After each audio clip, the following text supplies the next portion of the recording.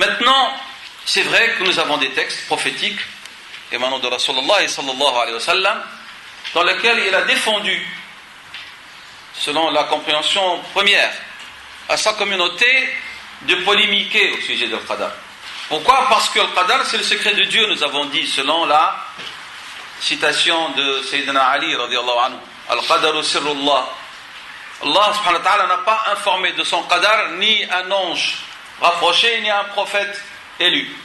Alors nous avons un hadith rapporté par Tabarani, dans lequel Thawban nous rapporte que le prophète sallallahu alayhi wa sallam, il dit: إِذَا ذُكِرَ أَصْحَابِ فَأَمْسِكُوا. Si mes compagnons sont cités, retenez, c'est-à-dire vos langues et vos avis, à la priorité à eux. Et lorsqu'on parle des astres aussi, retenez-vous. Les astres ne sont pas à l'origine ni du bien ni du mal. Et lorsqu'on polémique, on discute au sujet du Qadar, retenez-vous, c'est-à-dire abstenez-vous d'entrer dans la discussion. إِذَا ذُكِرَ أَصْحَابِ, il sous-entend, c'est-à-dire vous parlez d'eux, quelqu'un parle d'eux en mal. Ne participez pas à ça.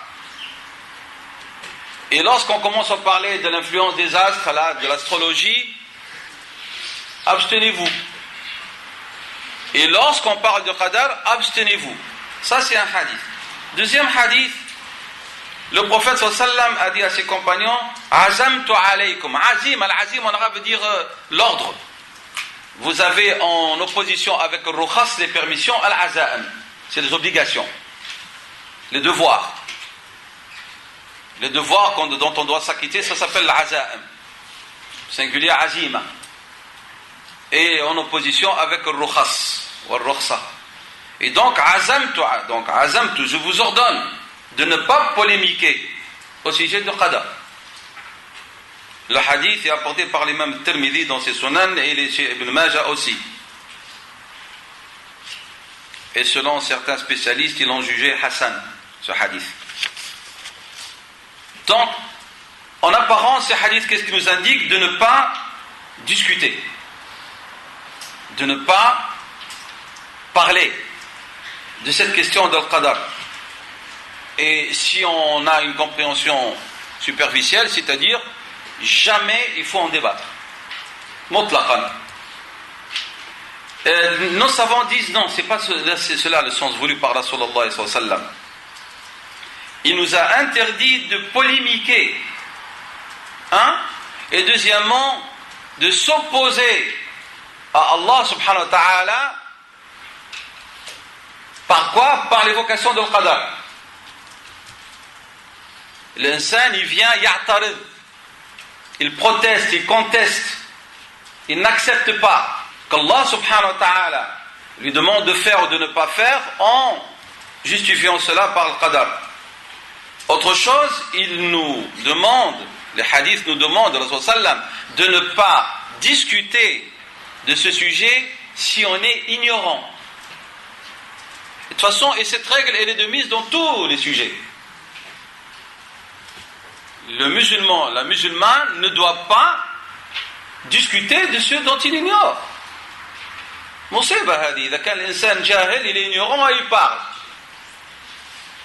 Et ça, c'est le pire des individus dans notre religion.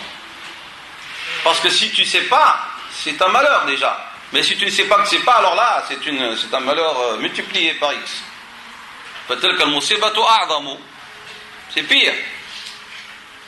Lorsqu'on sait qu'on ne sait pas, c'est déjà pas mal, et encore meilleur lorsqu'on sait qu'on ne sait pas et on demande du savoir. Alors là, on est étudiant. On est demandeur du savoir, et c'est même, il y a un éloge de la part de Rasul sallam de l'islam pour les gens qui ne savent pas et qui cherchent à savoir. Mais lorsqu'on ne sait pas et on refuse d'apprendre, et on se donne le droit de prétendre savoir, il s'appelle dans notre religion jahil, ignorant. Pas dans le sens que nous savons. C'est pas, l'ignorant n'est pas forcément l'illettré. Il y a des lettrés qui sont des ignorants.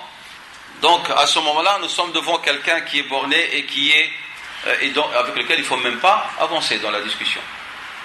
Donc l'i'tirad, donc l'opposition des hadiths, c'est sur ce genre de personnes ou ce genre de situation. Comment est-ce que notre prophète sallam nous ordonnerait de ne pas discuter le qadar alors qu'il fait partie des piliers de la foi? On doit connaître qui est notre Seigneur, subhanahu wa ta'ala. On doit savoir qu'est-ce que la foi dans les anges. On doit savoir que veut dire croire dans les messagers et les prophètes. On doit savoir quels sont les livres de Dieu révélés et les qualités du dernier livre révélé à Rasulullah sallallahu alayhi wa sallam. On doit savoir ce qu'est Yawm al-Qiyamah, les stations de Yawm al-Qiyamah, l'Imam bil-Ghaib. On doit le savoir. Mais on doit savoir ce qu'est le Qadar al-Qadar. Mais savoir. C'est ça ce qui est important. Et la preuve que ce n'est pas interdit, tous les savants parmi nos prédécesseurs pieux, ils en ont parlé. Et même qu'ils ont vraiment tenu des discours très très approfondis sur le sujet. Donc, ce qu'on nous demande, c'est de discuter de Qadar al-Qadar avec connaissance, selon une méthodologie, et on nous demande de ne pas polémiquer. C'est ça ce qu'on nous demande. Connaissance avec une certaine méthodologie et qu'on ne tombe pas dans la polémique. Ce sont les conditions si on veut parler de ce sujet. Nos savants disent tous les éléments de la foi sont construits, ils tiennent sur l'assise principale de la foi en la prédestinée. Dans le décret, la prédestinée.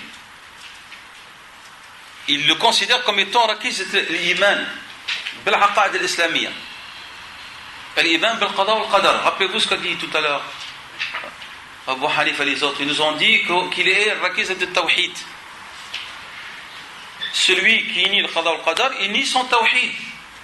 Il dément lui-même son tawhid par sa négation. C'est pour ça qu'il est très important et sa place est importante.